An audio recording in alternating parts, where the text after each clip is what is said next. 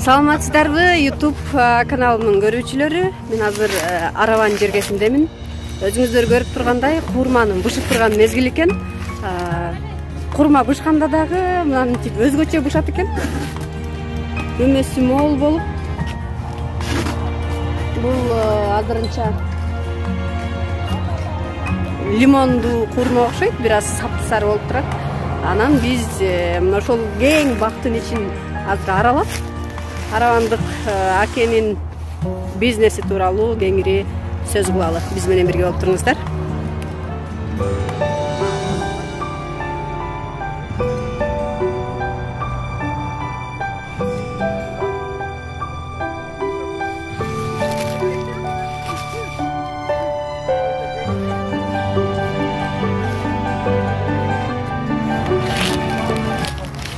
Бир бутагында моментип 7-8-10 чакты болот экен. Аябай түшүмдүү жыл болгондой болгон өңдүү. Коробкаларга тизип чогулушат экен. Мынакей. Андан кийин каяка экспорттойт, буларды кимге сатышат? Азыр өздөрүнөн сурап көрөбүз.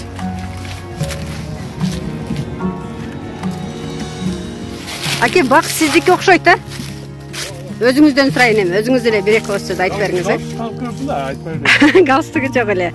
Таладан. Жакшысызбы биринчиден, ишиңиз ийгиликтүү болсун. Быйыл түшүм кандай? Жылда эле ушундай болобу? Мен Кудайга шүгүр, жакшы көрүп турасыңар. Жылда эле ушундай эле болот. Бака болбой калган жыл болду эле Кудайга. Да, жылда ушундай болобу демек. Мен биринчи жолу көрүп атам да, мындай. Алмалар мындай мөм албайт да. Мен болгон жагы суук болбосо, эгерде суук боло турган болсо тоңуп калат бул. Тоңуп кайра муздагандан кийин жеңге уже жараксыз болуп калат да. Канча түп курмаңыз бар бул жерде? Курма бак. Бул жерде азыр канча десем бир 150-150дөй. 150дөй. Томдарак. Эми арасында болбой калгандары болгон, ошол суу алып койгондор болгон. Өзү канча жыл болду дарактарды эккениңизге? Дарактарды эккенибизге бир 6 жылдай болду окшойт. 6 жыл. 6 жылда ушунча. 6 жылда ушунча болду. Жакшыбы? Тез чоңоёт, тез чоңоёт. Анан муну тез тутап турсаң дагы болбойт, өсүп кетет деген. Канча тонна мөм алып жатасыз эми? Былтыркы жыл канча болду, быйыл канча күтүп атасыз? Былтыркы жылкысы точно эсимде жок, бирок быйыл 3-4 тоннадай алабыз. Эми бизде эми бактын бөлүп алганбыз, ошол өз-өзүндө эми общий алган болсо бир 15-20 тонна чыкса керек. Каяка сатасыз? Муну эми жылда өзү Казакстанга кетчү эле колмалар. Быйыл эми өзүңө көрүп тургандай карантинге байланыштуу өтпөй атат. Казак жолдор жабык болгондо азыр Кыргызстандын ичинде эле айланып жатса керек менимче. Эми ысык жер, эми көпчүлүк жерде курма болбойт да эми. Болбогон жерлер эми алып кетишип атат элдер өзү. Жакшы. Алуучулар ушул жерден өздөрү жүктөп кетишет, э? Сиздин оптон дүгү менен. Канчадан сатып атасыздар? Средний 10 сом, 15 сомдон болот азыр. Килограмм. Быйыл ошо жолдор жабыктыгына байланыштуу ошол баасы дагы арзан, себеби аларман аз да. Жылда канчадан сатып элеңиздер? Жылда 20-30 болчу эле. 20-30 быйыл ондон. Ошол жол ачык турган маалда эми. Так азыр эми жол жабык болгонуна байланыштуу эми аларман дагы арзансырап атат да. Аке, мындай кампаларыңыздар жокпу? Мындай кышка кое тура турган, мүмкүнчүлүк сактай турган. Андай кылса болот. Эми биз пока ого жетиши элекпиз да. Терип туруп эле сатып ийесиздер, э? Терип туруп эле сатабыз. Азыр эми өзүңүздүн үй бүлөңүз менен эле терип атасызбы, же мындай башка мындай жумушчуларды кабыл алып анан иштетесизби? Жок, өзүмдүн үй бүлөм эле. Жумушчулар кабыл алып иштеткенге бир 5-6 гектар жериң болсо, жумушчулар албасаң болбойт. Эми буну азыр срочно терип таштабаса дагы болбойт. Мээде туруп тура турган болсо, бир кар жай турган болсо эле болду да. Бүтөт жашообуз. Себеби бир тоңгондон кайра эригенден уже былжырап мындай аталага окшоп мындай суюлуп кетип калат да. Жакшы бизнесиңиз бар экен. Айда.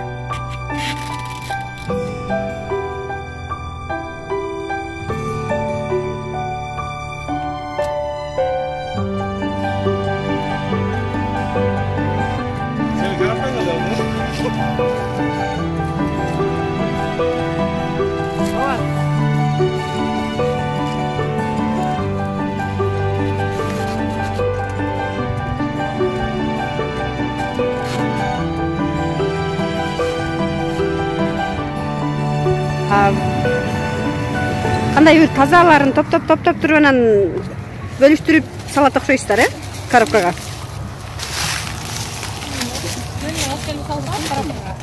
Иригендерин алып коет, майдаларын. Иригендерин. Баягында бышкан шоколадныйларды тиги даракта эле калып атат окшойт, Алар эзилип кетет да, ошон үчүн даракта эле калтырып коюп атабыз. Коробкага салсак эзилип кетет да. Сиздерге кандай көрүнүп атат билбейм, бирок көз кубантат. Мынакей.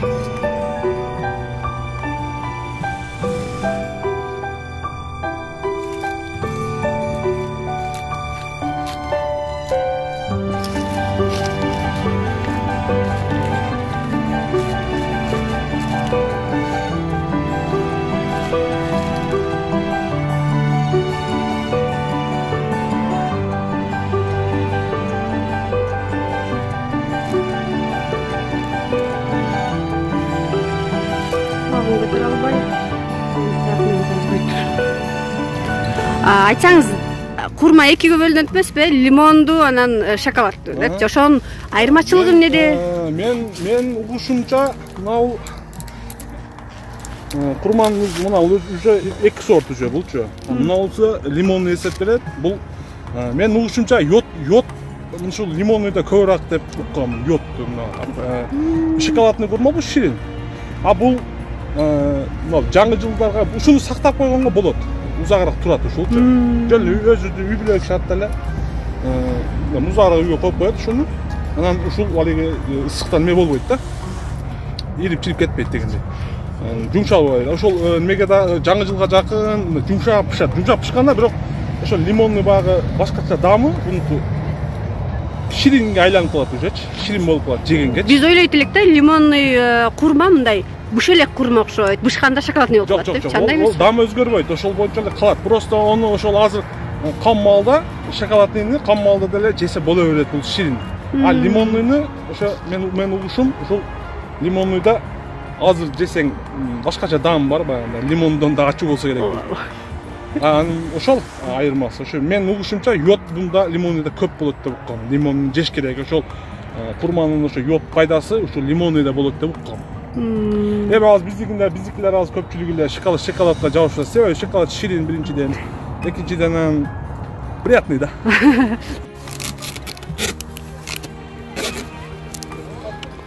Буну алыш мынча кыйын. Чыкпайт го. Бир колумда камера болгондуктан бир колдоп үз албай коюш керек да.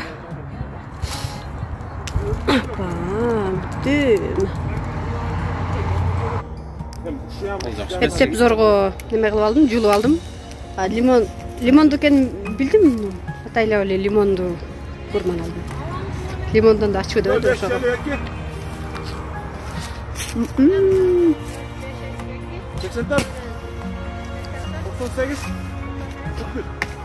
Тиштегенде суусу чачырайт экен, бирок лимонду курманы элдин баары эле билет. Таңнайды жабыштырып ыңгайсыздык жаратат. Багбан Дуйкан айтты, бул аябай йодго бай өсүмдүк дегендигине байланыштуу. Жеп кое берейин дедим.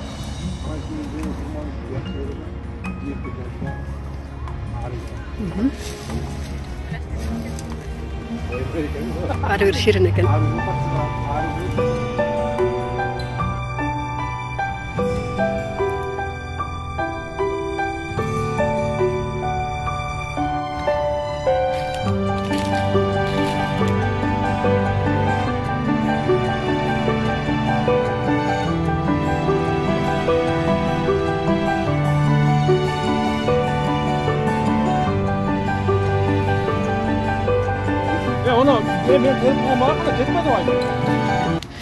Суроо мындай дейин дедим эле. Курма менен ишкердик кылуу канчалык мындай пайдалуу болот депчи. Эми кандай десем, албетте бизнестин бардык эле түрү жакшы, бирок мынау курманыкын айта кетсем, курманын башка дарактарга салыштырмалуу бунун анча иши аз. Курманы башкалар катары тутайсың, бирок оору өтө кем түшөт бугачы. Оору түшпөйт деле да. Башка мисалы үчүн алмага, жүзүмгө, башка мөмө жемиштерге оору түшөт, баягында оору түшүмөн, аны дарылаш керек, башка кылыш керек. Бул курманыкы мен ушунчадан бери кылганымда бир нерсени сездим, ушул оору түшпөйт экен да бугачы. Оору түшпөйт экен дагы суусун берип эле, астын жумшатсаң эле мөмө кыла берет булчу. Канча жолу сугарасыз же канча жолу дары чачасыз?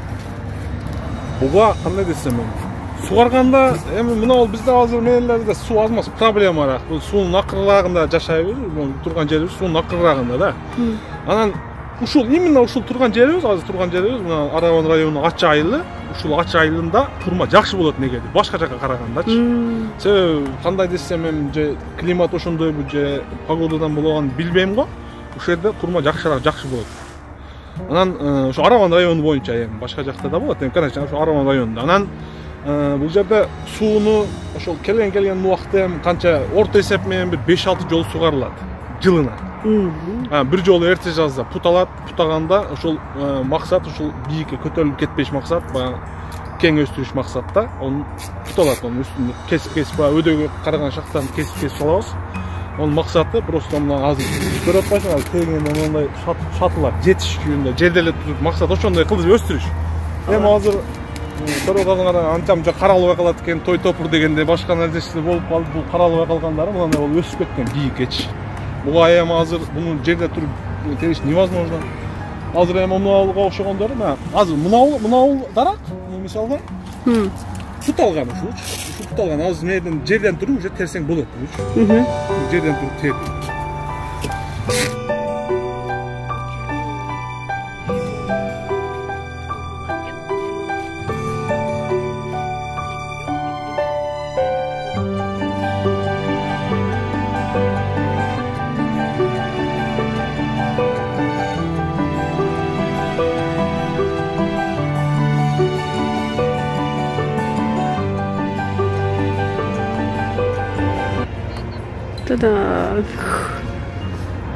Салмагы дагы кыйла бар экен.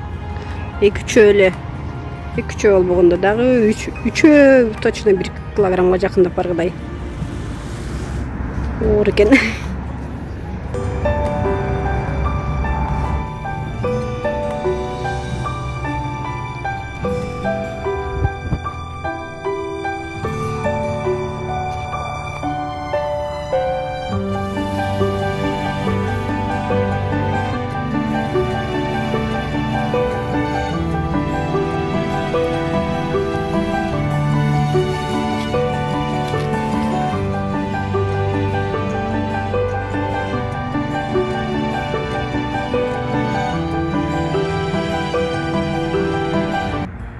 Биз дыйкандан сөзсүз түрдө курма бак өстүрүүнүн, курма менен бизнес кылуунун дагы бир канча сырларын сурадык.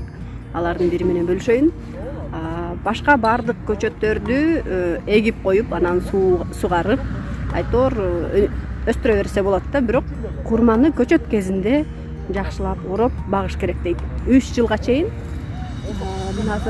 мындай кичинекей көчөт кезинде 3 жылга чейин кеч күздө буну жылуулап орош керек экен, суу калып кетпеш үчүн. Андан кийин дыйкан өзү айтат, андан кийин акча менен дыйкан биз оройт дейт. Ага чейин жакшылап көңүл буруш керек экен.